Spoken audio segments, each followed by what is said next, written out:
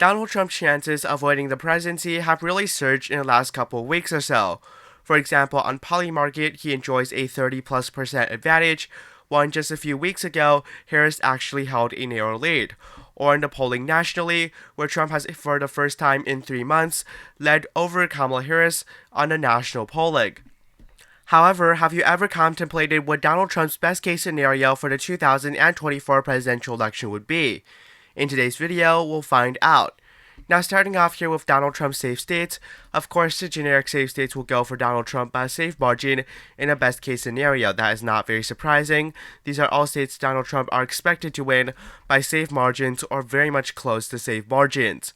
Additionally, he will carry Iowa and Ohio, two states that he won in 2020 by 8 percentage point margins in 2024 in this best case scenario by a safe margin. That is not too surprising, I think, in anyone's opinion. Additionally, the states of Texas and Florida, which are looking really good for the former president. Texas gives Trump a 94% chance of victory, so does the state of Florida, and Iowa and Ohio. These are all states that would be considered safe in this hypothetical electoral map. Now, I don't think any other states could be considered safe for Donald Trump, but that already boosts him up to 218 electoral college votes. Now, Kamala Harris has her fair share of safe states as well. Generically, that would get her roughly 200 electoral college votes, a little bit under that. However, in a best case scenario, you definitely could see Kamala Harris drop down the roof in terms of these safe states. California would still be a safe state, of course, so would the states of Hawaii, DC, which is not necessarily a state, Maryland, Massachusetts, Vermont, Maine's 1st District, as well as the state of Washington be considered safe states. However, some of the other states that are not currently considered as safe states, you can definitely make an argument that these are actually likely states, and thus I'm not going to put them in the safe characterization. Now, I'm going to put these states and label them as likely. I don't think these are too surprising. You're going to see Rhode Island, Delaware, New Jersey, Connecticut, New York, Oregon, Illinois. These are all states that are going to vote for Kamala Harris either way. But I do believe that in a best case scenario, these states would be reduced down to likely margins. So would the state of Colorado. It voted for Biden by 13.5%. Even in a best case scenario, I don't think Trump would do 8.5% better than that. And thus Colorado is also considered likely in this scenario. Now for Donald Trump, his likely states would effectively give him 270 electoral college votes already in this best case scenario. Now Maine's 2nd District here is considered safe as well. It's a district that voted for Trump by roughly 7 in 2020 and by roughly 10 in 2016. So it's not really that competitive, and it could definitely be boosted up to safe because it's a more rural district, and that's a demographic that Donald Trump has been able to do really well in the 2016, 2020, and 2024 election. Now, for some of the likely states here in favor of Donald Trump, I really only have 2 on this list, those being North Carolina and Georgia. The reason is very simple. I'm just looking at historical precedent here. Now, both of these states were razor thin in 2020. North Carolina voted for Trump by 1.3%, while Joe Biden actually carried the state of Georgia. However, historically, these two states have been remarkably Republican.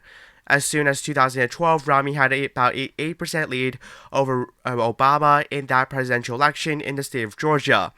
And if you look at 2016, even Trump was able to win the state by more than 5%, and Trump is pretty notorious for not doing as well with college-educated white voters, which are plentiful in the state of Georgia.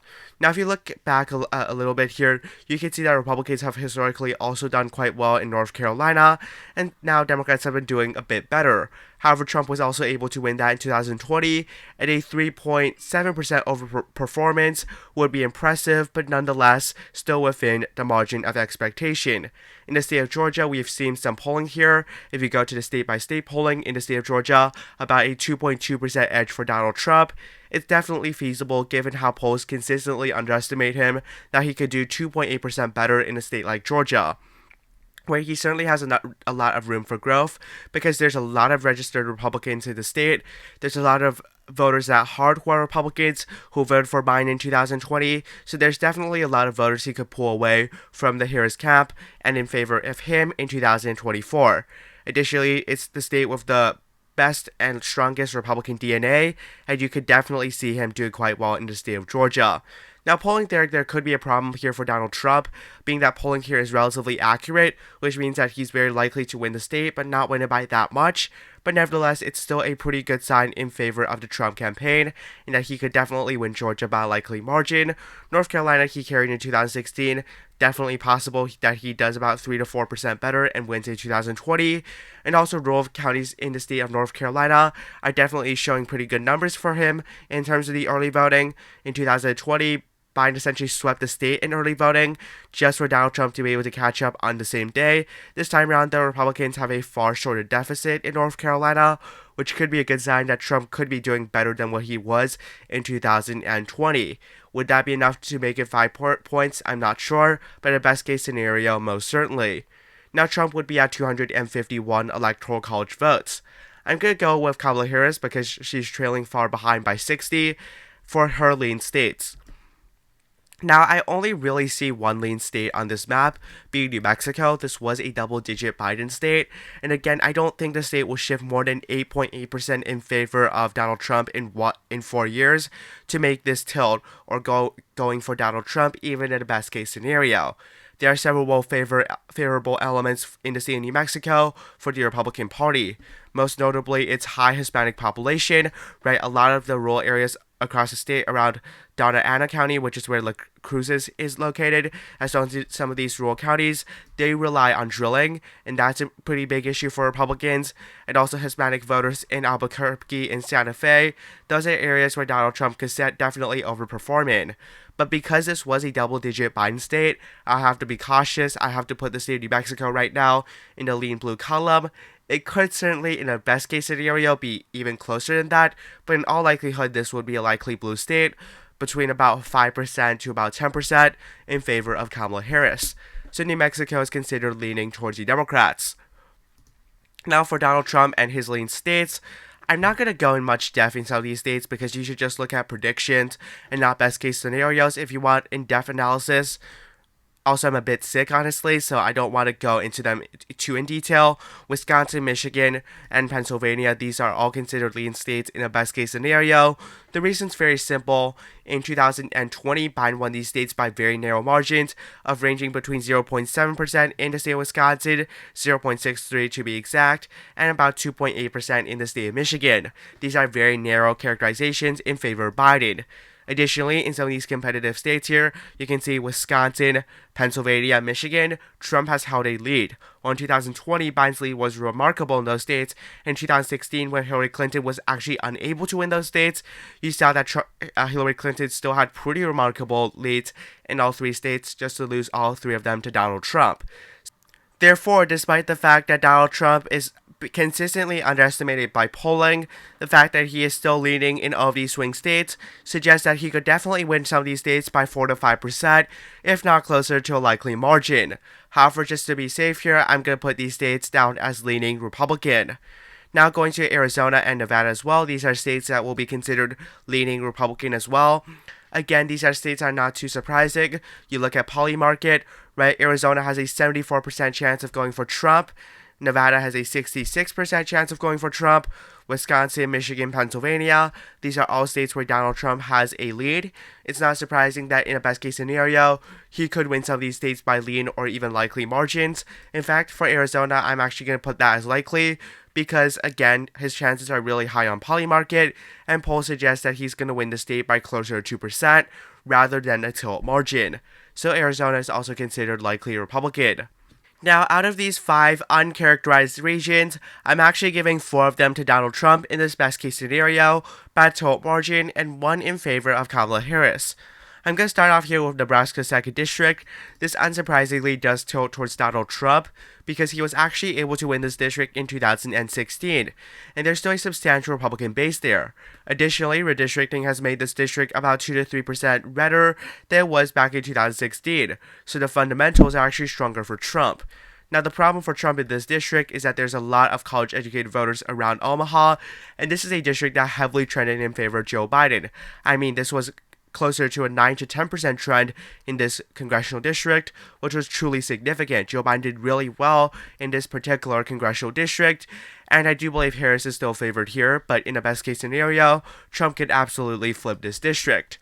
The next state on this map that will be considered tilt Republican is the state of Maine. Now that could be surprising for some folks. However, the state of Maine is very rural, and if you look at the general trend here, for example, you go back to 1996, Clinton won the state by 21%.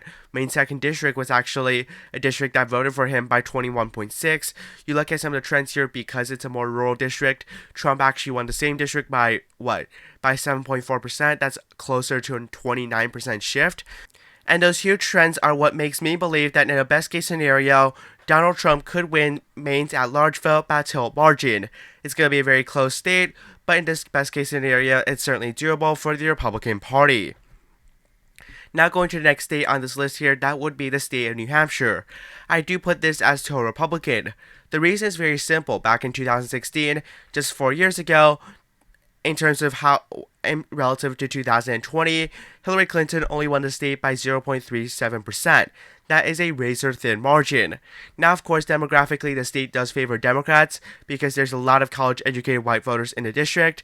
In the state, it's very affluent. Those are groups that now favor Democrats a bit more than they did 4 years ago or 8 years ago. But there are some problems with Kamala Harris. Kamala Harris hasn't really focused on New England, while Joe Biden did divert some of the funds in the state that could help the Republican Party a little bit. Also, Donald Trump certainly made some hurtful comments about New Hampshire. He called the state a drug-infested nest back in around 2017 to 2019. That could have hurt him in the state of New Hampshire. Now that Trump is not the president, Joe Biden is the main topic of discussion, and many New Hampshire voters are not happy with Joe Biden either, and that could be a problem for the Democratic Party in the state. So when you factor all of those things together, while I do believe that the Democrats are still the heavy favorites in New Hampshire, in a best case scenario, this would be a tilt Republican state. Now going to the final two states here, you know one state is going to lean blue and one state is going to lean red. Now, after much deliberation, I consider the state of Minnesota to be tilting red, while the state of Virginia to be tilting blue. My reasons are as kind of like the follows. I first look at some of the polling here, and in Minnesota, Trump has a 4.7% deficit compared to Kamala Harris, according to RCP, while in the state of Virginia, he has closer to a 7% deficit. Thus, I do have the state of Minnesota considered as tilt Republican, while the state of Virginia considered as tilting Democrat. Anyways, thank you for watching today's video. I'm a bit sick and I've recorded like 3 videos today, so I don't want to speak for a longer period of time. Thank you so much for watching. Have a nice day. Goodbye.